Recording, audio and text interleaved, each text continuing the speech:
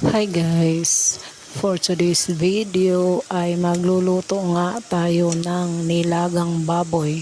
Ayan guys, niluto na natin yung karne natin pero hindi natin siya ginisa sa mantika kundi pinakuluan lang natin siya ng saglit bago natin lagyan ng sabaw. So ayan na nga guys, nailagay na natin yung ating mga sangkap na kamatis, bawang at saka luya at saka sibuyas. So ayan, isunod na rin natin yung ating okra.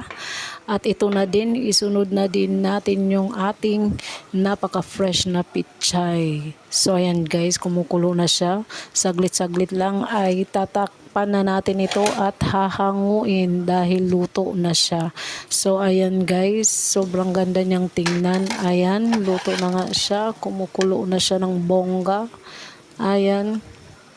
Luto na siya guys. Ayan, tinakpan na natin.